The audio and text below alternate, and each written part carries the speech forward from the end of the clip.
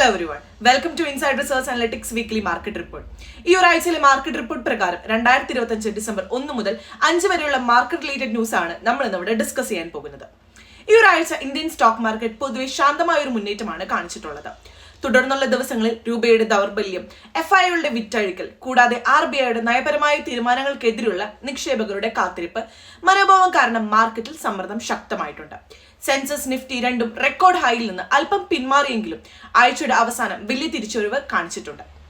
RBI 25 base point repo rate കുറച്ചതോടെ മാർക്കറ്റിൽ വരുത്തിയ പോസിറ്റീവ് ഇഫക്ട് നിക്ഷേപകരുടെ ആത്മവിശ്വാസം ഉയർത്തി. ആകെ നോക്കുമ്പോൾ സെൻസസ് 5.70% ഉയർന്ന് 85,712 നിഫ്റ്റി 16.50 പോയിന്റ് ഉയർന്ന് 26,186 ക്ലോസ് ചെയ്തു. മിഡ് ക്യാപ് 1.25%, സ്മോൾ ക്യാപ് 1.84% ഇടിഞ്ഞ് ബോർഡർ മാർക്കറ്റിൽ സ്ലോനെസ് കാണിക്കുകയുണ്ടായി. ആഴ്ചയിലെ ട്രേഡിംഗ് ദിനങ്ങൾ കൂടുതൽ തിരക്കേറിയതായിരുന്നു. തിങ്കളാഴ്ചയും ചൊവ്വാഴ്ചയും മാർക്കറ്റ് തുടർച്ചയായി നഷ്ടത്തിലായിരുന്നു ഉണ്ടായിരുന്നത്. രണ്ടാം ദിവസം 500+ പോയിന്റ് വീണതോടെ സെന്റിമെന്റ് കുറഞ്ഞു. ബുധനാഴ്ചയും സെല്ലിംഗ് പ്രഷർ തുടരുകയാണ്. പലരും RBI പോളിസിക്ക് മുന്നോടിയായി പ്രോഫിറ്റ് ബുക്കിംഗ് നടത്തുകയും ചെയ്തു. നാലാം ദിവസം നിഫ്റ്റിയും സെൻസസും ചെറുതായി ഉയർന്നതോടെ ക്ലോസിംഗ് ചെയ്തത് ആശ്വാസമായിരുന്നു. വെള്ളിയാഴ്ച RBI റേറ്റ് കട്ട് പ്രഖ്യാപിച്ചതോടെ മാർക്കറ്റ് വലിയ റാലി കണ്ടു. സെൻസസ് 44.7 പോയിന്റ് ഉയർന്നു, നിഫ്റ്റി 152 പോയിന്റും ഉയർന്നു. ബാങ്കിംഗ്, IT, ഓട്ടോ മേഖലയിലും വാങ്ങൽ ശക്തമായിട്ടുണ്ട്. റേറ്റ് കട്ട് മൂലം ലോൺ ഇൻട്രസ്റ്റ് കുറയാനുള്ള സാധ്യതയും കോർപ്പറേറ്റ് ബൈയിങ് എളുപ്പമാക്കുന്നതും വിപണിക്ക് ഒരു പോസിറ്റീവ് സിഗ്നൽ കൊടുത്തിട്ടുണ്ട്. RBIയുടെ MPC യോഗത്തിൽ റെപ്പോ റേറ്റ് 5.2 ആയി കുറച്ചു. ബാങ്ക് റേറ്റ് 5.5 ആക്കി. FY26 GDP ഗ്രോത്ത് പ്രൊജക്ഷനിൽ 7.3 ആയി വർദ്ധിച്ചത് സാമ്പത്തിക വളർച്ചയെക്കുറിച്ച് കൂടുതൽ ആത്മവിശ്വാസം കാണിക്കുന്നുണ്ട്. FY26 CPI ഇൻഫ്ലേഷൻ പ്രൊജക്ഷൻ 2% ആയി താഴ്ത്തിയത് ഫുഡ് ഇൻഫ്ലേഷൻ താഴ്ന്നുകൊണ്ടിരിക്കുന്നതും സപ്ലൈ സൈഡ് മെച്ചപ്പെട്ടതും കൊണ്ട് ആണ്. കോർ ഇൻഫ്ലേഷൻ 4 മാസമായി ലക്ഷ്യനിരക്കായ 4% ചുറ്റും സ്ഥിരമായി നിൽക്കുന്നത് എക്കോണമി സ്ഥിരതയിലേക്ക് നീങ്ങുന്നു എന്നതിന്റെ തെളിവാണ്. RBI minutes December 19 പുറത്തിറങ്ങും. അടുത്ത PMC ഫെബ്രുവരി 4 5 ആവും.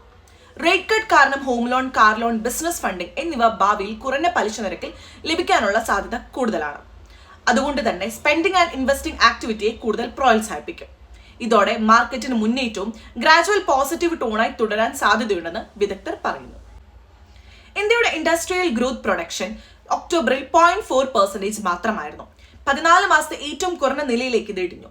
പ്രധാന കാരണം ഉത്സവകാലത്തെ പ്രവൃത്തി ദിനങ്ങൾ കുറയുകയും ഔട്ട്പുട്ട് കുറയുകയും ചെയ്തതാണ്. മാനുഫാക്ചറിംഗ് PMI 56.6% ആയി. എങ്കിലും 50 മുകളിലായതിനാൽ എക്സ്പാൻഷൻ ഇപ്പോഴും തുടരുന്നു. സർവീസ് PMI 59.8 ആയി. അതായത് സേവന മേഖല ഇപ്പോഴും ശക്തമായി വളരുന്നു എന്ന് ഇത് ഇൻഡിക്കേറ്റ് ചെയ്യുന്നു. GST റവന്യൂ 1.7 lakh crore ആയി മാറി. ഇത് 0.7% വർധനയാണ്. ഏപ്രിൽ നവംബർ മാസത്തെ റവന്യൂ 8.9% ഗ്രോത്ത് ആയിരുന്നു.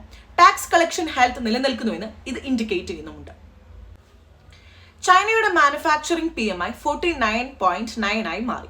കോൺട്രാക്ഷൻ സോണിലേക്ക് വീണ്ടും വീണിരിക്കുകയാണ്. ഒഫീഷ്യൽ PMI 49 കടന്നത് കോൺസിക്യൂട്ടീവ് ആയിട്ടുള്ള 8 മന്തിലെ കോൺട്രാക്ഷൻ കാരണമാണ്. South Korea GDP 1.8, Australia GDP 2.1, eurozone inflation 2.2 ആയി മാറി. US വീക്ക്ലി ജോബ്ലെസ് ക്ലെയിം 191,000 ആയി കുറഞ്ഞു. തൊഴിലില്ലായ്മ കുറഞ്ഞതും ഹയറിംഗ് പ്ലാൻ സ്ലോ ആയതും US ലേബർ മാർക്കറ്റിന് മിക്സ്ഡ് ആയിട്ടുള്ള സിഗ്നൽസ് നൽകുന്നു. ഫെഡ് അടുത്ത rate decision investors closely watch ചെയ്യുന്നുണ്ട്.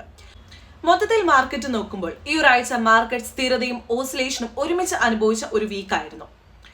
RBI rate cut, GDP projection upgrade, PMI and GST trends എന്നിവ ഇന്ത്യയുടെ സാമ്പത്തിക വളർച്ചയ്ക്ക് പോസിറ്റീവ് ആയിട്ടുള്ള ഒരു ദിശയാണ് കാണിക്കുന്നത്.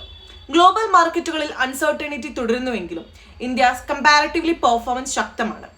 Long term investors, SIPs, sector wise diversification എന്നിവ തുടരുന്നത് പ്രായോഗികമാണ്. അടുത്ത ആഴ്ച US inflation data, FIIs flow, crude ഓയിലിന്റെ ട്രെൻഡ്സ്, ഡോളർ മൂവ്മെന്റ് എന്നിവ മാർക്കറ്റിനെ നിർണ്ണയിക്കും. അപ്പോൾ എല്ലാവർക്കും നല്ലൊരു ഹാപ്പി ഇൻവെസ്റ്റിംഗ് വീക്ക് നേരുന്നു. Thank you for watching.